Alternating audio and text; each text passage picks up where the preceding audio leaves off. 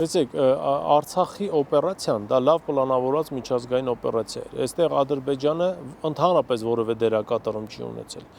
Ես գաղտնիք բացեմ երևի կամ բացած չեմ լինի, եթե ասեմ, որ առաջին 1 ամիսը միայն ադրբեջանական բանակն էր կռվում մեր դեմ, հետո ադրբեջանական բանակը եւ նրա ռազմական ղեկավարությունը հեռացվեց, նրանց փոխարինեցին թուրքականով, որովհետեւ տեսան, որ ադրբեջանական ղեկավարության մոտ ոչինչ չի ստացվում։ Բայց եթե Արցախը լիներ հայկական, ես վստահ եմ չէր լինի Իրանի նախագահ Ռայիսի իսպանությունը, որովհետև Արցախի հայաթափումից հետո հնարավոր դարձավ Ռայիսին հրավիրել Արաքսամերձ հատված եւ հետո կործանել նրա ուղղաթիռը, պատճառ դառնալով նրա եւ Իրանի արտաքին գործերի նախարարի մահվան։ Սա մեծ ծրագրած օպերացիա էր, որտեղ Արցախը ուներ եւ ունենալու էր բավականին անկյունակարային նշանակություն։ Հետևաբար աչք փակվեց Ադրբեջանի կողմից ահաբեկիչների կիրառման հետ կապված, աչք փակվեց օրը ցերեկով խաղաղ ազգաբնակության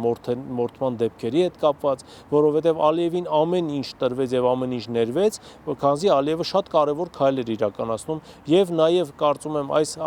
իրավիճակից հետո Արցախի կորստից հետո հայ-իրանական հարաբերությունները մեծապես տուժեցին, քանզի մենք Իրանի համար երբ որ Արցախը հայկական էր եւ Արաքսամերձ հատվածը հայկական էր, Հայաստանի հսկողության եւ Արցախի հսկողության տակ էր, Իրանի համար այլ նշանակություն ունեինք, Ադրբեջանի հսկողության տակ անցնելուց հետո Իրանի համար մենք ունենք բոլորովին այլ նշանակություն, ավելին 2025 թվականի 12-օրյա պատերազմ Իսրայելի եւ Իրանի միջև ես վստահ եմ